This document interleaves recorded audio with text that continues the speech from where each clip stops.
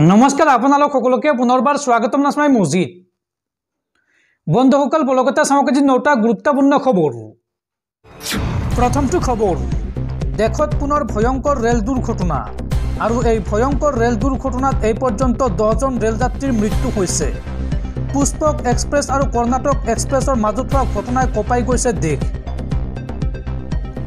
চলন্ত ৰেলত পুনৰ দেশ জুকাৰি যোৱা ভয়ংকৰ ঘটনা এই অগ্নিকাণ্ডৰ খবৰ শুনি প্ৰাণৰ মমতাত ৰেলৰ পৰা যাত্ৰী ভয়ংকৰ ঘটনাত এই পৰ্যন্ত 10 জন ৰেলযাত্ৰীৰ কৰুণ মৃত্যু হৈছে কেইবাজনো ৰেলযাত্ৰী আহত হৈছে এই ভয়ংকৰ ঘটনাত মৃত লোকৰ সংখ্যা আৰু অধিক বৃদ্ধি পোৱাৰ সম্ভাৱনা আছে জাপ দিয়া বহু যাত্ৰীক মহতিয়াই নিলে আন এখন ৰেলে মহাৰাষ্ট্ৰৰ জলগাঁৱৰ পৰাণ্ডা ৰেল ষ্টেচনৰ সমীপত সংঘটিত হৈছে এই ভয়ংকৰ ঘটনা উল্লেখযোগ্য যে পুষ্পক এক্সপ্ৰেছত জুই লগা বুলি ওলাইছিল উৰা বাতৰি আৰু এই উৰা বাতৰিৰ পিছতে হোৱা লাগিছিল ৰেলযাত্ৰীসকলৰ মাজত যাৰ ফলত ৰেলৰ পৰা জাপ মাৰোতে যাত্ৰীসকলক মহতিয়াই নিলে কৰ্ণাটক এক্সপ্ৰেছে আৰু এই ভয়ংকৰ ঘটনাত ইতিমধ্যে 10 জন লোকৰ মৃত্যু হৈছে লগতে আহত হৈছে আন কেইবাজনো ব্যক্তি মৃতকৰ সংখ্যা বৃদ্ধি পোৱাৰ সম্ভাৱনা আছে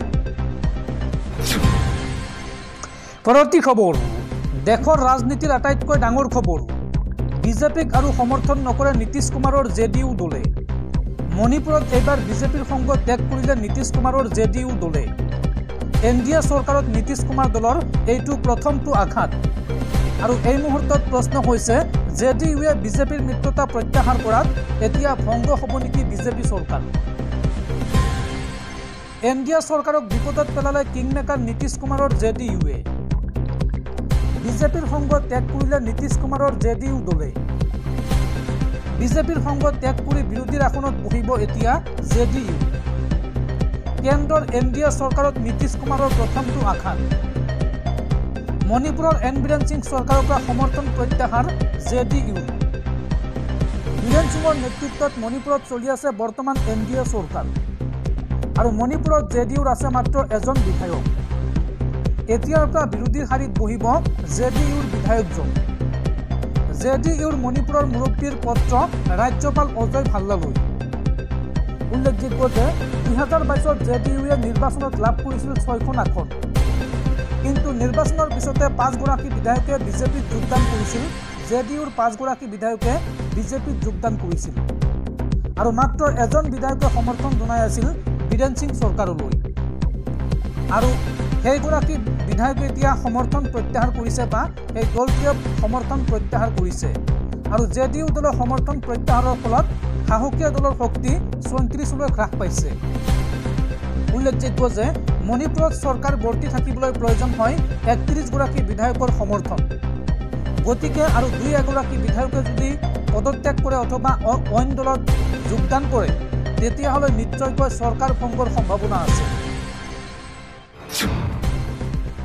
পৰৱৰ্তী খবৰ ৰাজ্যত পুনৰ ভূমিকম্পৰ জোকাৰণি হাফলং কাৰ্বি আংলং সজাইকে ধৰি ৰাজ্যৰ ভিন্ন প্ৰান্তত অনুভূত হৈছে এই ভূমিকম্পৰ জোকাৰণি নিশা 8:58 অনুভূত হৈছে এই ভূমিকম্পৰ জোকাৰণি আপোনাৰ অঞ্চলত এই ভূমিকম্পৰ জোকাৰণি অনুভূত হৈছে নে নাই আপুনি কমেণ্টত জনাওক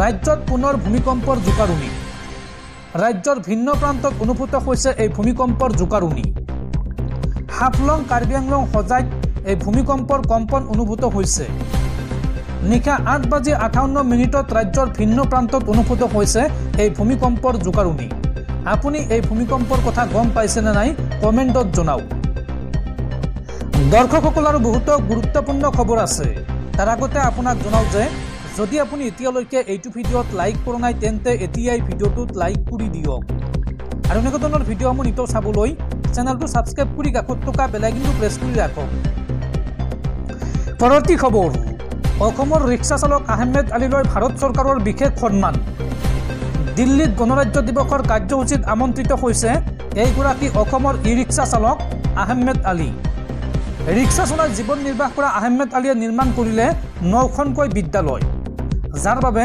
দেশজুৰি এতিয়া প্ৰশংসিত হৈছে এইগৰাকী ৰিক্সা চালক আহমেদ আলী ৰিক্সা চালক আহমেদ আলীক দেশৰ বিশেষ সন্মান গণৰাজ্য দিৱসৰ কাৰ্যসূচীত অংশ ল'ব পাথাৰকান্দিৰ ৰিক্সা চালক আহমেদ আলীয়ে। আহমেদ আলীৰ কামৰ কথা শুনিলে আপুনি তফত মানিব। দৈনিক ৰিক্সা চলাই আহমেদ আলীয়ে নিৰ্মাণ কৰিলে 9খনকৈ বিদ্যালয়। শিক্ষাৰ বাবে নিজৰ জীৱনৰ সৰ্বোচ্চ ত্যাগ কৰিলে আহমেদ আলীয়ে।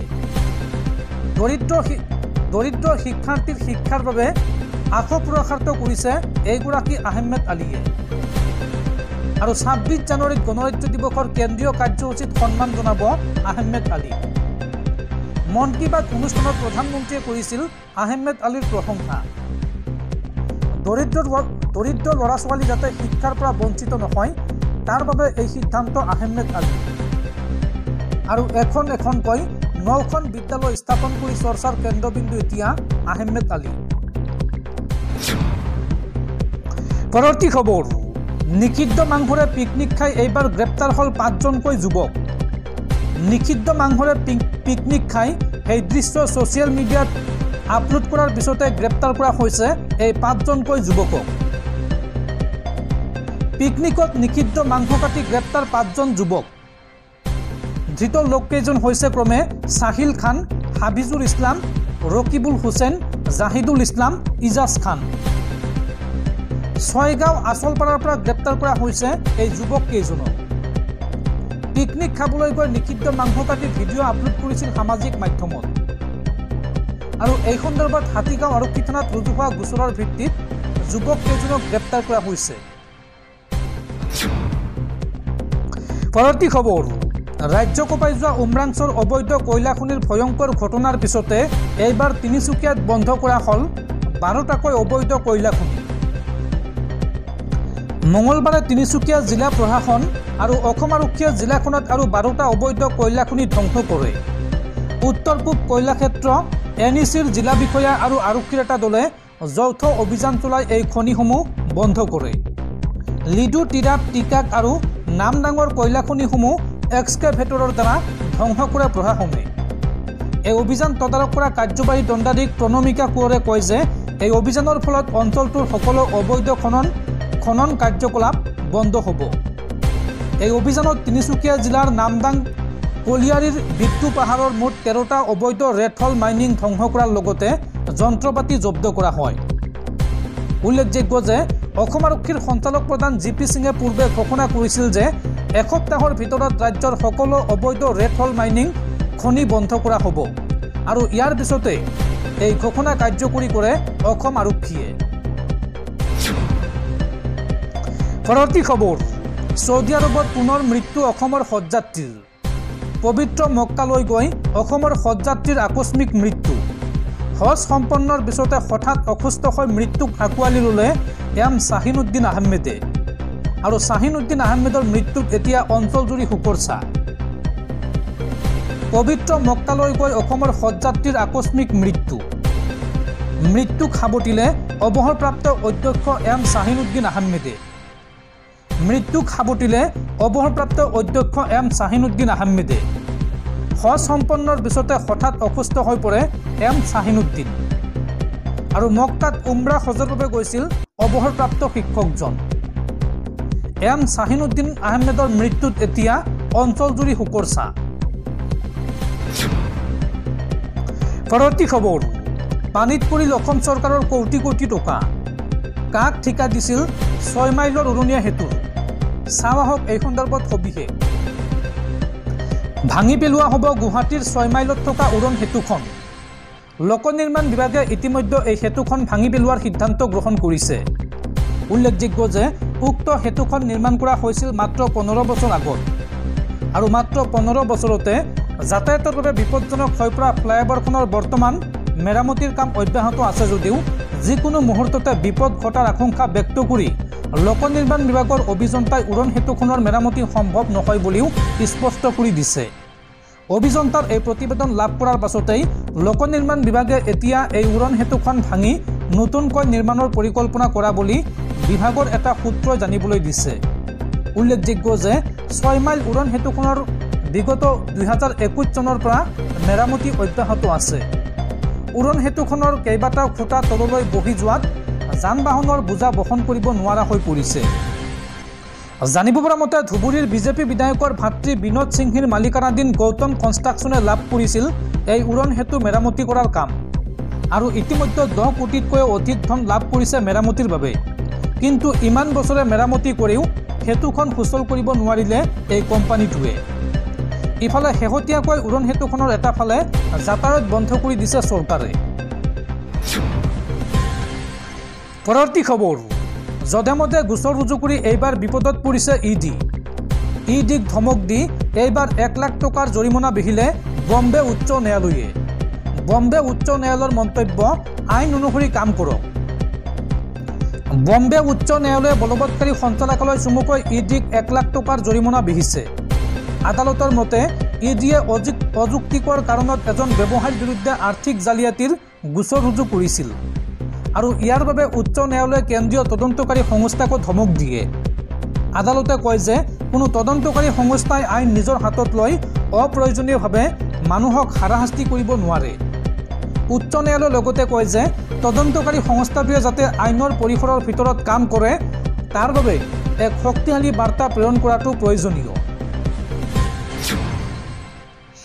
পৰৱৰ্তী খবৰ, সমাগত দিল্লী বিধানসভা নিৰ্বাচন আৰু দিল্লী বিধানসভা নিৰ্বাচনৰ বাবে দিল্লীলৈ যাব অসম বিজেপিৰ এটা দল আৰু এই দলটোত আছে 16 গৰাকী বিজেপি নেতা। এই তালিকাত আছে মন্ত্ৰী জয়ন্ত মল্ল বৰুৱা, বিধায়ক জিতু গোস্বামী, সুশান্ত বৰগোহাঁই, যুৱ নেতা ৰাতুল শৰ্মা, প্ৰণৱজ্যোতি লহকৰ, অনুপ বৰ্মন, অভিজিৎ নাথ, ময়ূৰ বুঢ়াগোহাঁই, প্ৰাক্তন সাংসদ হৰেণ সিং বে আৰু প্ৰাক্তন বিধায়ক শিলাদিত্য দেৱ। পৰৱৰ্তী খবৰ, প্ৰয়াত গণশিল্পী ৰাজীৱ শদিয়াৰ বাসগৃহত উপস্থিত APCCৰ সভাপতি ভূপেন কুমাৰ বৰা আৰু বিৰোধী দলপতি দেৱব্ৰত শইকীয়া। শিল্পীগৰাকীৰ পৰিয়ালক সাক্ষাৎ কৰি প্ৰদান কৰিলে 2 লাখ টকা।